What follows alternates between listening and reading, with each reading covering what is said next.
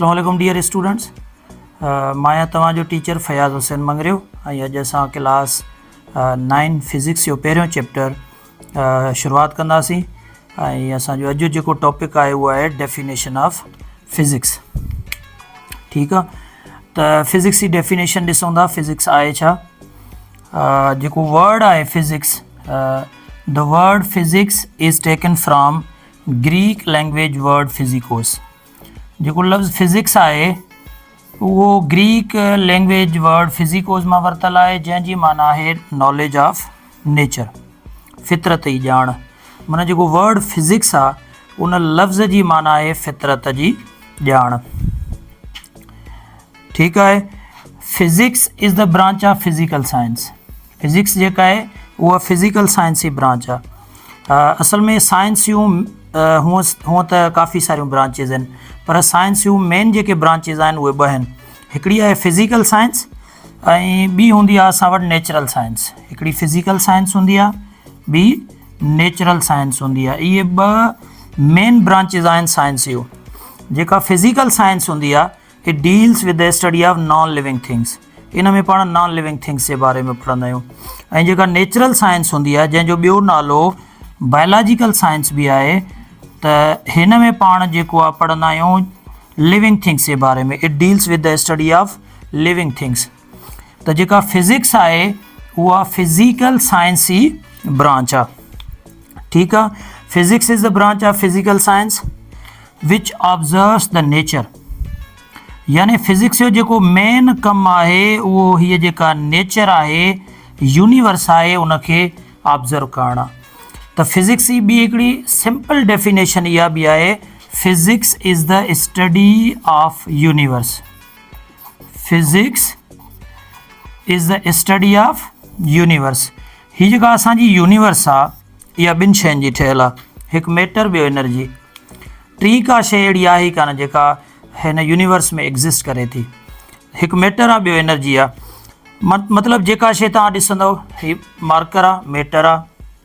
हीअ जेको बोर्ड आहे इहो बि मैटर आहे। जेका हिन मोबाइल जी लाइट हिते पए थी बोर्ड ते, तव्हांखे शेडो बि नज़र ईंदो हूंदो, त इहा लाइट जेका आहे उहा एनर्जी आहे। त असांजी जेका यूनिवर्स आहे उहा ॿिनि शयुनि जी ठहियलु आहे, मैटर ऐं एनर्जी जी। इन करे पाण फिज़िक्स खे चई सघूं था physics is the study of universe. त तव्हांजे किताब में जेका डेफिनेशन ॾिनल आहे उहा हीअ आहे, physics is the branch of physical science विच ऑब्ज़र्व द नेचर। नेचर खे ऑब्ज़र्व कयूं था, रिप्रेजेंट इट मैथमेटिकली। वरी उन ऑब्ज़र्वेशन खे in the form of mathematics बि शो कयूं था। आख़िर में कंक्लूड विद द एक्सपेरिमेंट। उहो जेको असांजो ऑब्ज़र्वेशन आहे उहो एक्सपेरिमेंट ते ख़तमु थिए थो। हीअ जेका फिज़िक्स आहे, मैथमेटिक्स आहे, मैथमेटिक्स खे चवंदा आहियूं mathematics is the language of physics. Mathematics is the language of physics. जीअं असांजी सिंधी लैंग्वेज आहे कम्युनिकेशन जे लाइ, जेकॾहिं असांखे कम्युनिकेट करिणो आहे सिंधी में, सिंधी लैंग्वेज आहे, उर्दू लैंग्वेज आहे, इंग्लिश लैंग्वेज आहे, या असांजी कम्युनिकेशन लैंग्वेज आहे, त जेका फिज़िक्स जी कम्युनिकेशन लैंग्वेज आहे उहा मैथमेटिक्स आहे। यानी फिज़िक्स ऐं मैथ तमामु घणो इंटर रिलेटेड आहिनि। जेका बि ऑब्ज़र्वेशन थींदी आहे, उन ऑब्ज़र्वेशन खे पोइ साइंटिस्ट छा कंदा आहिनि, उनखे in the form of mathematics, mathematical calculation कंदा आहिनि, उनखे लिखंदा आहिनि। उनखां बाद में and conclude with the experiment. ऐं उनजो जेको कंक्लूजन हूंदो आहे, जेका ऑब्ज़र्वेशन हूंदी आहे, जंहिंखे असां बायोलॉजिकल मेथड में बि पढ़िया आहियूं, साइंटिफिक मेथड में बि पढ़ंदा आहियूं, त उनजी जेका कंक्लूजन हूंदी आहे उहा एक्सपेरिमेंट ते निकिरंदी आहे, त जेकी असां ऑब्ज़र्वेशन कईसीं। त फिज़िक्स में पाण छा था कयूं, नेचर खे ऑब्ज़र्व कयूं था।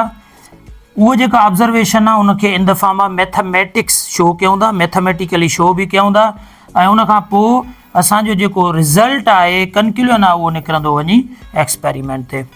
त जेका पुराणी डेफिनेशन हुई पुराणी किताब में फिज़िक्स जी, उहा अञा हिन खां बि आसान हुई। उहा कहिड़ी आहे? उहा हीअ आहे त physics is the branch of physical science which deals with the study of matter and energy. यानी फिज़िक्स में पाण ॿिनि शयुनि जे बारे में पढ़ंदा आहियूं, हिकिड़ो मैटर ॿियो एनर्जी। हिकिड़ो मैटर ॿियो एनर्जी, ॿिनि शयुनि जे बारे में। ठीकु आहे। एंड देयर इंटरेक्शन, ऐं मैटर ऐं एनर्जी जो जेको इंटरेक्शन आहे उन इंटरेक्शन जे बारे में भी पाण पढ़ंदा आहियूं फिज़िक्स जे अंदरि। फिज़िक्स में पाण पढ़ूं था ॿिनि शयुनि जे बारे में, मैटर ऐं एनर्जी, ऐं हीअ यूनिवर्स बि छाजी ठहियलु आहे, मैटर ऐं एनर्जी जी। इन करे पाण चई सघूं था physics is a systematic study of universe. ठीकु आहे। ऐं ॿियो हिते लफ़्ज़ लिखियलु आहे इंटरेक्शन। इंटरेक्शन जो मतिलबु आहे त पाण मैटर खे एनर्जी में कन्वर्ट करे सघूं था, मैटर खे एनर्जी में कन्वर्ट करे सघूं था, ऐं एनर्जी खे वरी मैटर में कन्वर्ट करे सघूं था। इहो मतिलबु आहे इंटरेक्शन जो। बाहिमी ताल्लुक़ जंहिंखे सिंधी में चवंदा आहियूं, बाहिमी ताल्लुक़ पाण जो उन्हनि में जेको मैटर ऐं एनर्जी जो ताल्लुक़ कहिड़ो आहे त matter can be converted into energy and energy can be converted into matter.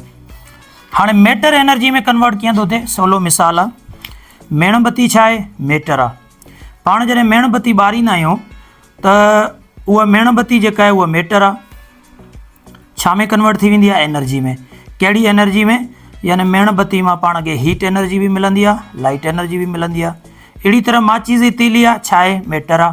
तव्हां हुनखे बाहि ॾियो उहा बि कन्वर्ट थी वेंदी एनर्जी में, लाइट एनर्जी, हीट एनर्जी में। अहिड़ी तरह काई बि जेके बि कंबशन रिएक्शन हूंदा आहिनि जंहिंमें का शइ असां साड़ींदा आहियूं, एक्चुअली हुन में मैटर कन्वर्ट थींदो आहे एनर्जी में।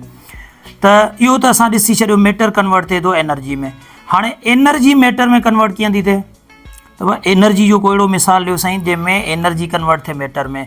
त हिकिड़ो प्रोसेस हूंदो आहे, अल्बर्ट आइंस्टाइन जी हिकिड़ी मशहूरु इक्वेशन आहे E=mc², जेका ॿुधाए थी त एनर्जी मास में ऐं मास जेको आहे एनर्जी में कन्वर्ट करे सघिजे थो।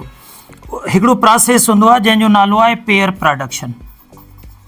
छा नालो आहे, पेयर प्रोडक्शन।